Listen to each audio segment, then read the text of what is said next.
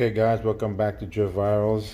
As some of you guys know, previously when I was trying to change this coolant hose adapter here, while taking out this, I would say, I don't know, the expansion tank hose that connects to this part here, this was brittle and it broke.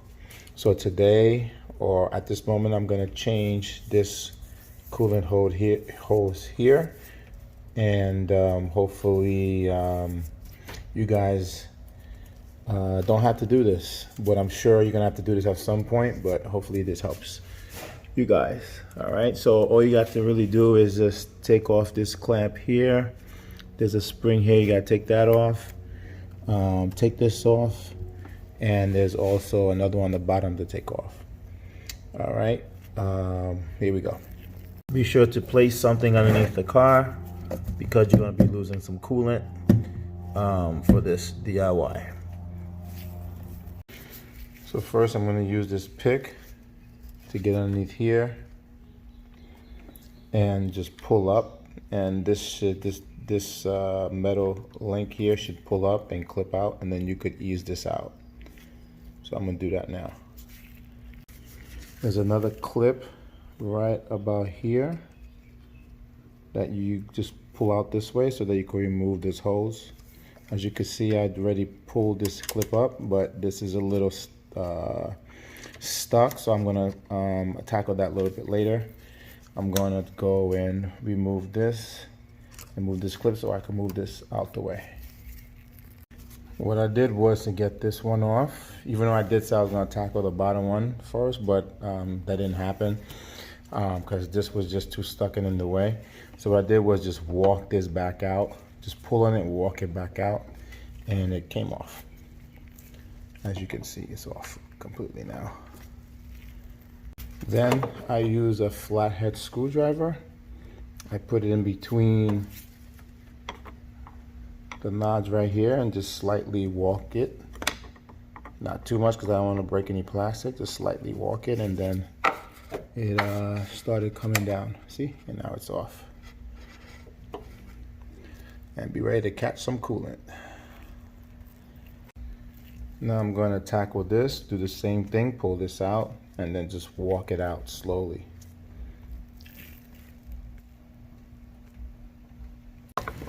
As you can see, I finally got this out.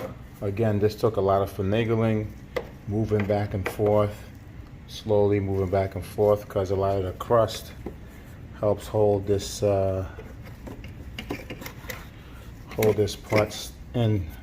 And along with the clip just flew off, so I made sure I found it before I continued the job, because the clip I took it and it just flew right off.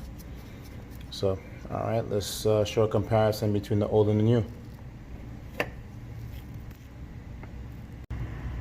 All right, this is the old and this is the new. Obviously, I got this part from SP Euro. It's made by Rain. The old, as you can see, you guys remember the tip, the nipple broke off. And now, as you can see in the newer one, there's a nipple on there, and this is the part that broke off. And it comes with the clips on both sides, and the tube is fine on both of them. The tube itself is good, but it's just this nipple that gets brittle. They say about 80,000 miles it might get brittle. So because mine lasted for at least what I have in my car, I think 105,000, yeah, around there. So that finally broke while I was doing the work. So it's better it happened while I was working than it happened while I was driving somewhere. All right, so let's get the new part on the vehicle. So here, first thing I'm gonna do is connect this into here first, and then connect the stem on the bottom, and then place in this into the heater core. And let's go. I forgot to mention, you see this groove here? There's one here and there's one in the back. You have to line this groove with the groove on the inside of the hose. If not, it's not going to go in. So make sure you line up the grooves together. I forgot to mention that earlier. As you can see, the hose is sitting flush. It slides right in as long as you line up the groove, and make sure you put the clip down and try to tug on it a little bit. Make sure it can't just come out. All right, next, let's tackle the bottom side of this hose.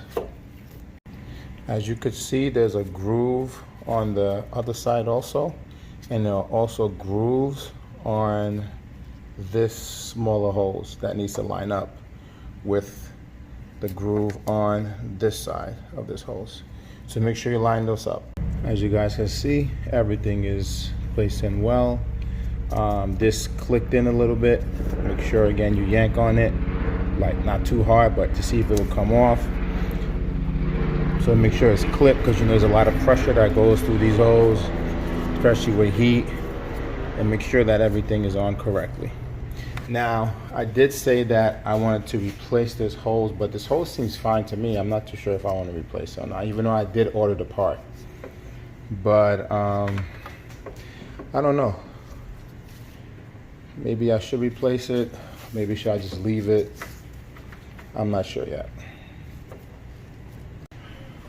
I decided that I am gonna change it. I'll just keep this one as like a backup, even though it's still good, but who knows when it's gonna go out. But I'll keep this second one as a backup just in case of anything, and I may need to order another one. But yeah, I'll change it. So this is pretty simple. All you have to do is just unclick here, lift this tab up, gently pull this out, put this in. So let me get my key, my pick, and then I'll do that now. Once you use the pick to pull it up, just gently move back and forth.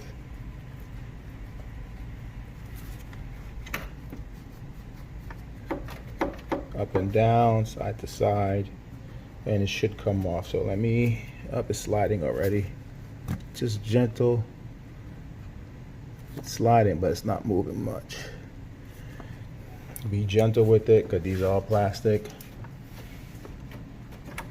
Okay, let me just do it off camera. I need 2 hands. All right, as you can see, I got it started, and that's it. Just slowly move it back. Hold this side. Hold this side. Try not to hold it like where you're piercing this here, because you could feel it sometimes, and just move it up and down, side to side, up and down, side to side. Now I'm gonna put the new hose in. Just lift the clip up, push this in, also side to side, up and down. Let it slide in. As you can see, it's all the way in. Make sure it sits flush, and just push the pin down, and then just give it a little tug. Make sure that it sits in there.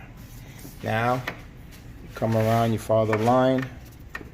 You take this, and you're going to put this into the nipple over here. You're gonna put this into the nipple. But I can't remember if this had a clip around it. It must have had something around it to hold it, because this came just like this. It didn't come with anything to hold it on the nipple.